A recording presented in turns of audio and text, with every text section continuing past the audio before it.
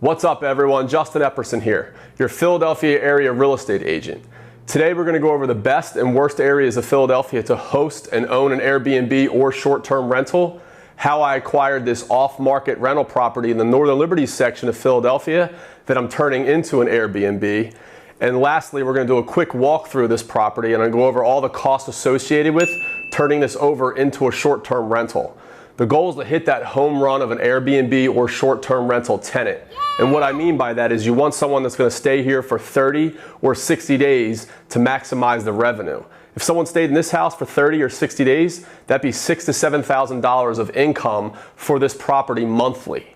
So we're going to go over the do's and the don'ts, the pros and cons associated with running your Airbnb. First, I'd like to talk about the best areas in Philadelphia to host an Airbnb or buy an Airbnb. I like Old City, Northern Liberties, and the Fishtown section all along the 95 corridor. The reason I like that is because the Delaware Waterfront, 95 corridor, and the bridges have all been attracting a lot of tourists lately.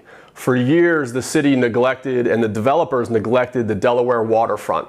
Now there's a bunch of high-end restaurants, multi-million-dollar condos. You see a ton of people running around, hanging out with their kids, walking their dogs up and down the towpath on 95 on the waterfront. So it's attracted a lot of people. It's also close to the bridges in 95, which is great for transportation in and out of the city. When people come to Philadelphia and they don't know where to go, they tend to stay in Old City. That could be good and bad. There's a lot going on in Old City. You got the Betsy Ross House, you got the Declaration of Independence House where the Constitution was drafted. There's a lot of tourism going on there. The negative side effect, or the negative side with Old City, is parking and lack thereof parking. But it's a great spot for short-term rentals to include Airbnbs. Northern Liberties, I'm a little biased because it's where I heavily invest a lot of my rental portfolio, and that's where we're at right now is Northern Liberties, is a great spot too. It's just a town, or it's the neighborhood just north of Old City. It's a little more artistic. The local zoning committee is a little bit more involved in the construction as far as fenestrations go and everything kind of matching what's going on in the city, or I should say on that block. There's a lot more parking in Northern Liberties. This house right here is right adjacent to the 95 corridor, and there's plenty of parking underneath the 95 bridges all along Northern Liberties rolling into Fishtown.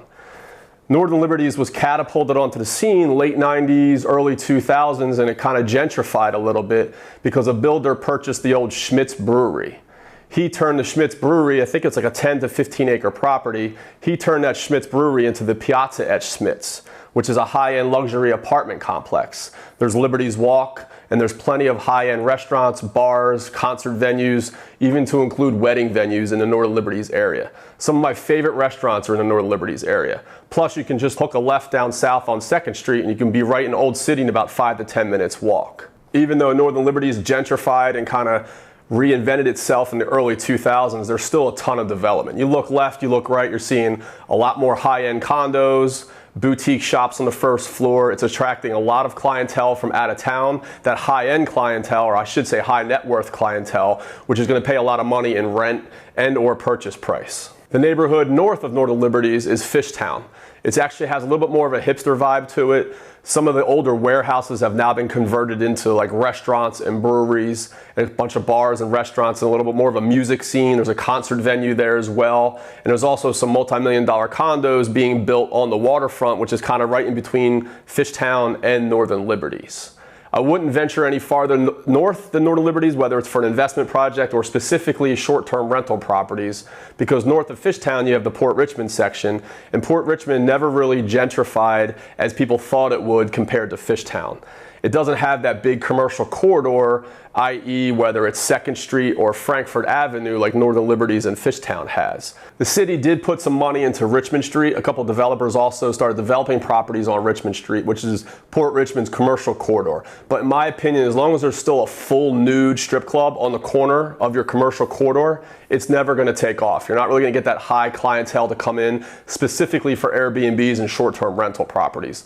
Also, once you get north of Fishtown, you're a little too far away from like Old City, the Neighborhood, and or Center City. A couple other areas I like to invest in is north of Center City, which is the Art Museum area, and Fairmount.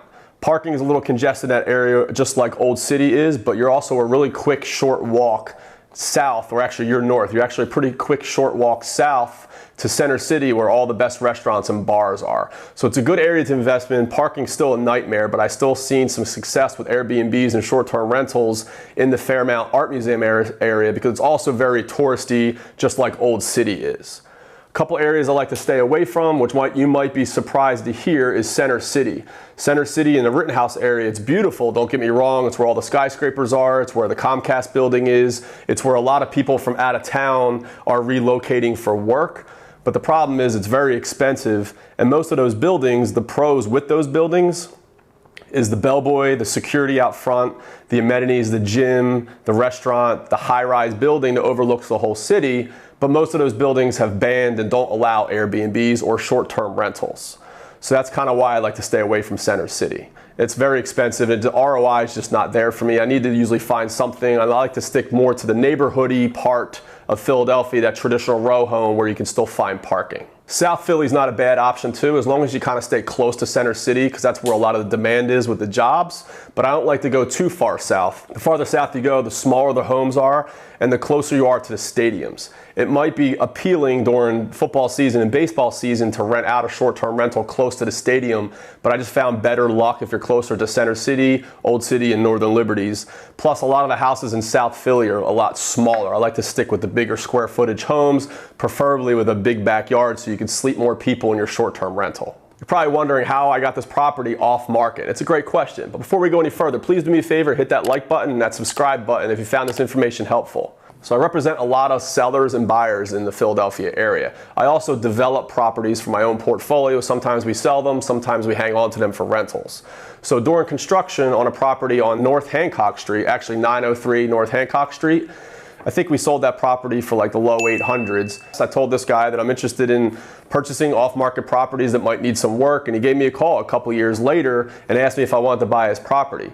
But a lot of investors wouldn't have touched this house with a 10-foot pole. It needed some work, but the catch was he needed the money from the sale of this house before he purchased another house. And he also wanted to close on the property within a few weeks, no inspection, no appraisal, and like I said, it needed a lot of work. The mechanicals were older, so the situation for him was a little unique. It really didn't make sense for him to put it on the market with realtors and all that kind of stuff. So I ended up purchasing the property off of him, leasing it to him for like 6-7 months for free, and I also helped him acquire the property that he was moving into in New Jersey. The tenant finally moved out, or previous owner actually. So we had to do a pretty extensive clean out. He left a lot of stuff in the basement and throughout the house. I told him not to worry about it. And then we had to do a little bit of renovation to get this thing ready for Airbnb and or short-term rental. So let's do a quick walkthrough and we'll go over everything. The kitchen's in the back of the house.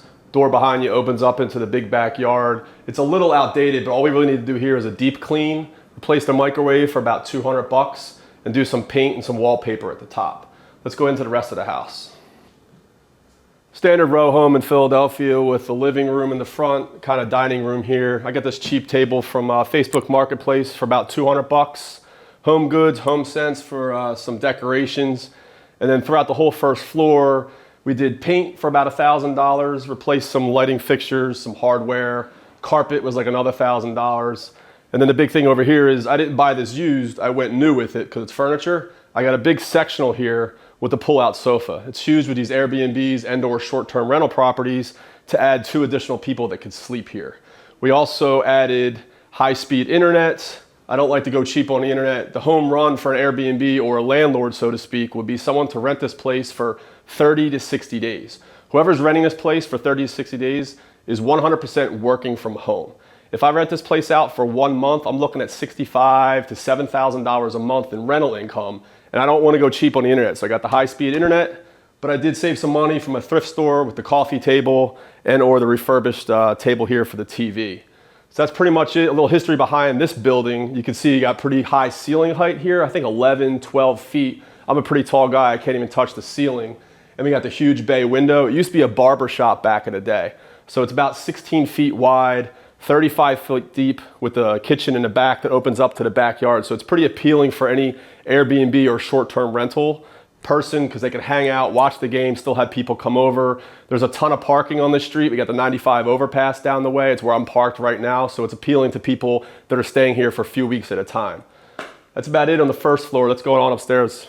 Up here on the second floor, we got the big bedroom in the front of the house, and then we have the full bathroom in the back. The third floor has 2 more bedrooms as well, but I decided to cut off expenses at some point. They need to be renovated. The carpet's shot, there's some mold up there. So I kind of cleaned it up upstairs, but I didn't replace the carpet, the paint, or the trim. I'm stopping at some point because I don't really know what I'm doing with this property. I may do a full gut remodel next year depending on how the Airbnb performs. But as of right now, I just kind of cleaned it up, replaced some fixtures. We got the 2 queen beds here, which I said earlier is going to maximize the revenue or the amount of people that want to rent this property, because this house is actually going to sleep 4 up here in the bedroom and then 2 downstairs, so that's 6 total. I'm also going to put in a pack and play for a kid. You know, we all have little kids and we travel, there's nowhere for the little kid to sleep, so we have a toddler bed or a pack and play over here in the corner.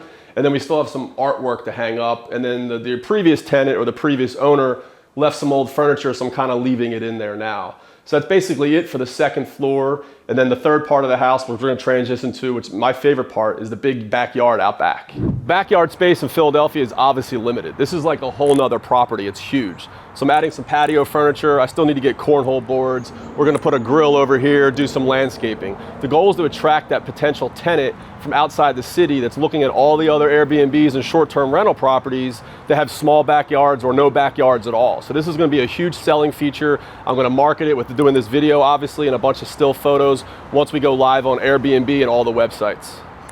So finally, the moment you're waiting for. I'm actually going to break down the costs associated with this property. I got a spreadsheet here I'm going to share with you to include all my potential profits moving forward on Airbnb, VRBO, and all those short-term rental websites. So here on this spreadsheet, I got the expenses to start with: paint, carpet, furniture, linens, artwork, TV, etc. is around $7,000. That does not include my sweat equity. I have about 3 days of work over here, running errands, getting a U-Haul, getting stuff shipped here. So like I said, about 20 to 24 hours of my own time is put into this, but I'm not factoring that into my spreadsheet. I also have a tab with lessons learned, notes about the property, things I could have done better, just a lot of information about the property itself. So at a conservative rate here, I ran it $225 a night at a conservative 20 nights a month. That's if I rented for 20 nights a month. We mentioned earlier the home run is to get to a full 30 to 60 days for someone to rent it. So I'm just making these numbers very conservative for my projected profits. So we're looking at $4,500 a month for gross rental income, minus 3% Airbnb fees, which are $135 a month. Most of the fees are actually put on the renter. Depending on what state you live in, they could be anywhere between 13 to 14% on the actual renter.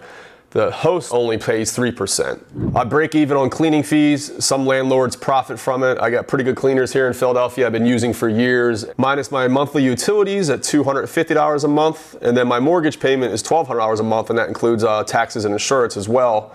So my total potential monthly profit is $29.15. Obviously trying to get the full month if I can, but even at 20 days of the month, I'm looking at $29.15.